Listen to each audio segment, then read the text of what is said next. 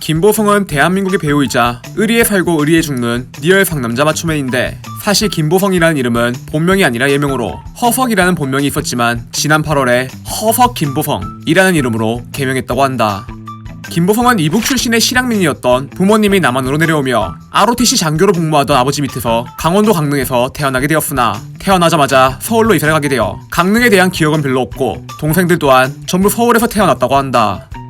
김보성은 원래 내성적인 성격에 공부만 잘하던 우등생이었다고 하는데, 이후 태권도를 배우기 시작하며 지금처럼 의리를 강조하는 성격으로 바뀌게 되었고, 운동을 하고 있다는 생각만으로 자신감이 생겨 1대1 싸움도 그렇게 잘했다고 한다. 참고로 김보성은 중학교 3학년 때 처음으로 패배라는 것을 알게 되었다고 한다. 그렇게 정의로운 학창 시절을 보내고 있던 김보성은 어느 날 아버지의 사업이 부도가 나며 집안 사정이 어려워지자 공부를 때려치우고 비행 청소년의 길로 빠져들게 되었는데, 이때부터 복싱을 배우기 시작한 그는 돌주먹이라는 별명과 함께 수많은 혈투를 벌이며 고등학교 시절까지 50번이 넘는 싸움을 벌였다고 한다. 그렇게 고등학교 3학년이 된 허석 김보성은 학력고사를 앞두고 여자친구와 길을 걷고 있었는데, 평소 사이가 좋지 않던 야생만 하는 서클이 시비를 걸어와 13대 1로 싸우게 된 적이 있다고 한다. 당시 여자친구를 구하기 위해 죽기 직전까지 떠돌이 맞았던 그는 어느 산 무덤 밑에 버려지며 삶과 죽음의 경계에서 생사를 허덕이다 다행히 지나가던 행인에 의해 구해지게 되었다고 한다. 다구리 사건 이후 13년이라는 시간이 흘러 자신을 구해준 행인에게 감사를 표하고 싶었던 김보성은 TV는 사랑을 싣고 라는 프로그램에 출연하며 드디어 자신의 은인과 다시 만나게 되었는데, 이때 김보성이 과거 은인으로부터 젊음이란 싸움만 하라고 있는 게 아니잖니, 꿈을 가지고 멋지게 살아보는 거야 라는 말을 들어 배우라는 꿈을 가지게 되었다며 은인에 대해 감사하다는 뜻을 전한 적이 있다. 액션 배우가 되겠다는 꿈을 가지고 충무로에 들어서게 된 김보성은 4년간 엑스트라, 연출부, 극단 생활을 전전하다가 행복은 성적순이 아니잖아요의 감독 강우석과 연이다 배우로 데뷔하는 데 성공하게 되었는데, 이때 예능계의 대부 이경규의 영화 복수열전에 출연하며 전성기 시절 유일하게 하나 있는 흑역사가 만들어지게 되었다. 훗날 이경규는 이 일이 미안해서 김보성에게 예능 프로 출연의 길을 열어줬다고 한다.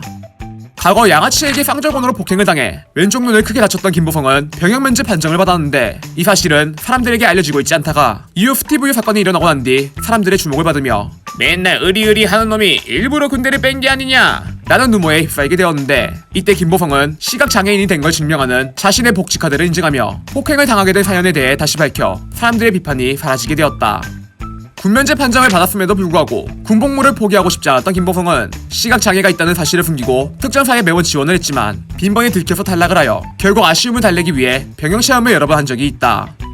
국내에서만 활동했을 것 같은 핵주먹 김보성은 사실 해외로 진출해 외국에서도 활동을 한 적이 있는데, 이때 무려 인류 최강의 남자 효도르와 함께 러시아의 영화 영웅 펠러맨더의 비밀에 출연하게 되었지만, 포스터만 봐도 느껴지는 것처럼 이 영화는 클레멘타인의 계보를 이어 전국 누적 관객 수 약 5,000명으로 그야말로 폭망해버리고 말았다.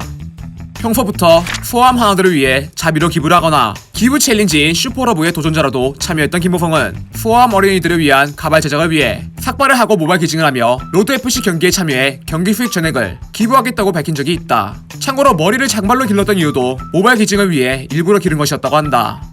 그렇게 나이 50을 넘긴 나이에 종합격투기 로드FC에 데뷔하게 되었던 그는 싸움 실력에 자신감이 엄청났던 그였지만, 한쪽 눈이 안 보이는 것은 물론 나이도 나이인지라 결국 경기 중에 오른쪽 눈에 펀치를 맞아 아쉽게도 패배하게 되었는데, 이때 주최 측인 로드FC는 시각장애인을 무리하게 출전시켰다는 이유로 많은 격투 팬들로부터 비판을 받았다고 한다. 과거 김보성은 노동자를 폭행한 용역업체에 회장으로 소개된 적이 있는데, 이때 사람들이 의리는 무슨 실상은 깡패랑 다를 게 없네 라는 비아냥을 하였었고, 이에 김보성은 매니저 지인의 회사라 얼굴만 빌려준 것이고 경호업체라고 말하길래 그런 줄 알았다며 정의롭지 않은 의리는 의리가 아니라는 것을 동감했다 라는 말과 함께 억울한 심정을 밝혔었다. 2019년 김보성 아버지의 지인이 김보성의 아버지에게 5천만 원을 빌려줬는데 이것을 돌려받지 못했다는 폭로를 하였고, 이에 김보성은 아버지와 30년간 연을 끊고 살았고 부모님은 2008년에 이혼을 하였다며 어린 시부터 아버지는 가정을 돌보지 않으셨다, 사실혼 관계에 다른 가정도 있었다 라는 가정사를 밝히며 피해자에 대한 의리를 지키지 않은 아버지를 대신해 자신이 대신 사과를 한 적이 있다. 비극적인 세월호 침몰 사고가 났을 당시 사고 현장 수습을 위해 1,000만 원을 기부했던 김보성은 고작 1,000만 원밖에 성금을 못 내서 대단히 죄송하게 생각한다, 내 능력이 고작 이거밖에 안 된다는 게 원망스럽다 라는 말을 남기며 역시 의리의 사나이 라는 극찬을 받았었는데, 알고 보니 2,000만 원도 은행에서 대출을 받아 마련했던 것이라는 게 밝혀져 사람들이 김보성에 대해 걱정까지 했었다고 한다.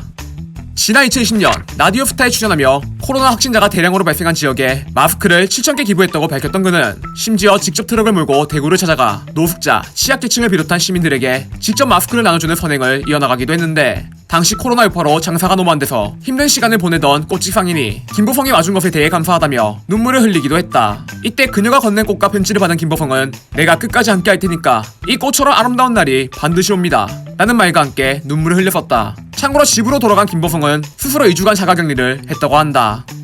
의리에 살고 의리에 죽는 연예계 대표 의리남 허석 김보성. 웃긴 게 아내한테 프로포즈 할 때도 그런데 너 의리 있냐? 라고 물어봤었다고 하는데 처음엔 컨셉인가 싶었지만 보면 볼수록 멋진 사람이라는 생각이 든다.